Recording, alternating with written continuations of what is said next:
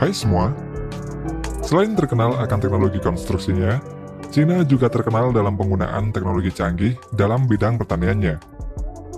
Meskipun Cina ini memiliki wilayah yang sangat luas, namun tidak semuanya bisa diolah untuk lahan pertanian. Oleh karena itulah, penggunaan teknologi ini mampu meningkatkan produksi pertaniannya hingga beberapa kali lipat, sehingga mampu memenuhi kebutuhan pangan dalam negerinya. Untuk memenuhi kebutuhan pangan penduduk Cina yang berjumlah 1,4 miliar, Cina mengembangkan berbagai teknologi untuk meningkatkan hasil produksi pertaniannya.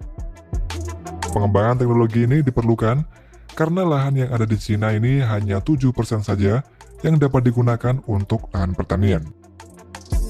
Beberapa teknologi tersebut antara lain yang pertama adalah smart farming.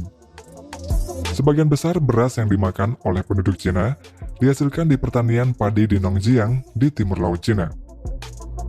Pada lahan pertanian di daerah ini sudah menggunakan teknologi smart farming untuk memantau kondisi sawah.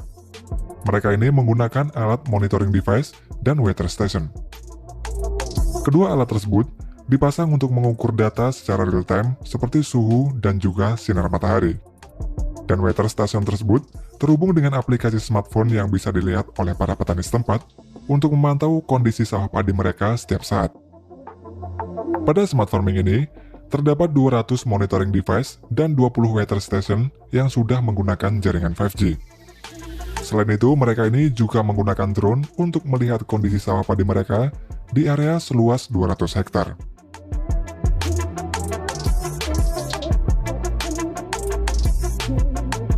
Teknologi berikutnya adalah solar power plant.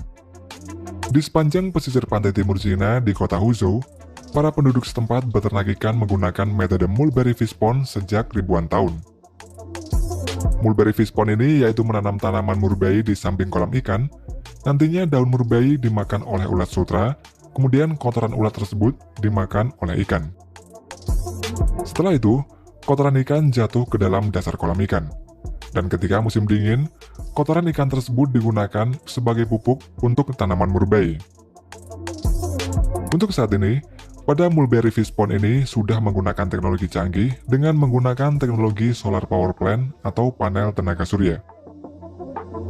Panel tenaga surya yang dipasang di atas kolam ikan digunakan untuk mensuplai energi listrik untuk kebutuhan kolam. Energi listrik yang dihasilkan oleh panel tenaga surya ini digunakan untuk menghidupkan mesin penghasil gelembung udara. Dan nantinya dapat meningkatkan kualitas air kolam, sehingga dapat menyediakan kondisi kolam ikan yang sehat bagi ikan di dalamnya. Pada kolam tersebut, juga dipasang sensor dan juga kamera yang dapat memantau kualitas air kolam. Dan sensor itu terhubung dengan aplikasi pada smartphone. Teknologi berikutnya adalah penggunaan irigasi. Di daerah Xinjiang, Barat Cina, merupakan daerah yang terkenal akan penghasil serta pengekspor pasta tomat yang terbesar di dunia. Di salah satu ladang tomat di desa Huerdong, untuk meningkatkan produksi tomatnya, mereka ini menggunakan sistem automatic drip irrigation atau sistem irigasi tetes. Sistem irigasi tetes ini dapat menghemat air dengan membiarkan air menetes pelan-pelan ke akar tanaman, baik melalui permukaan tanah maupun langsung menuju ke akarnya. Untuk saat ini, sistem irigasi tetes ini sudah menggunakan teknologi digital. Untuk mengontrol sistem irigasi ini hanya melalui smartphone saja.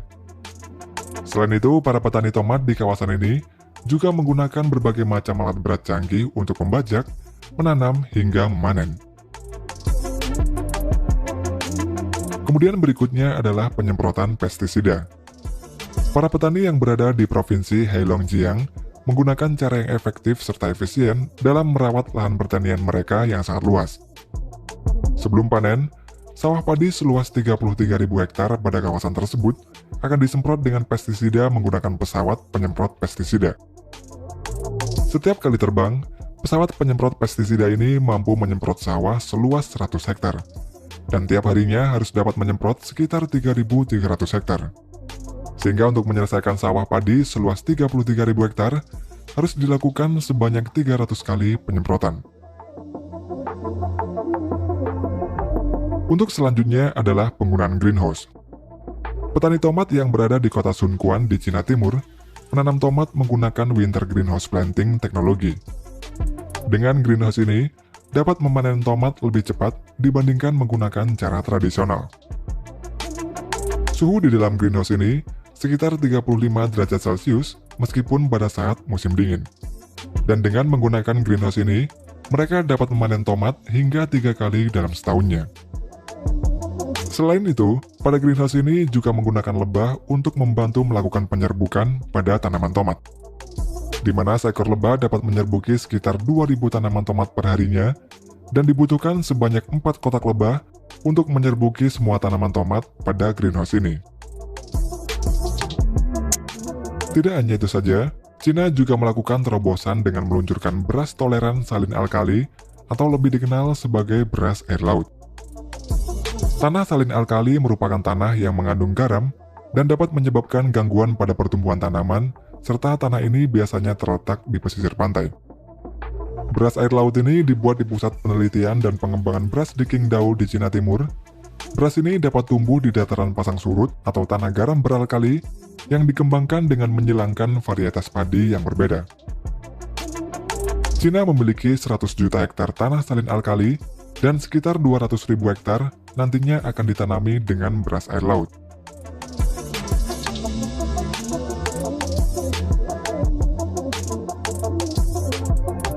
Selain menggunakan berbagai teknologi canggih, ternyata Cina ini juga masih menggunakan metode sederhana, yaitu terasering.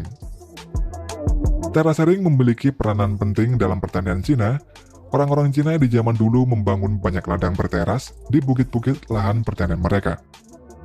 Ada beberapa wilayah di Cina yang lahan pertaniannya ini dibuat terasering, namun yang terkenal adalah Honey Terrace Field atau yang disebut juga dengan terasering Yuanyang. Terasering Yuanyang ini terletak di Kabupaten Yuanyang di Provinsi Yunnan. Terasering ini merupakan sebuah mega proyek yang dibuat oleh orang suku Han sekitar 1.300 tahun yang lalu, dan di daerah ini terdapat terasering yang jumlahnya sekitar 3.700.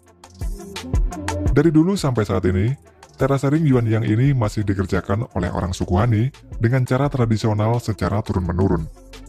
Orang Han membuat terasering di lereng pegunungan dan bukit yang berada 2.000 meter di atas permukaan laut, dan tingkat kemiringannya ini mulai dari 15 hingga 75 derajat.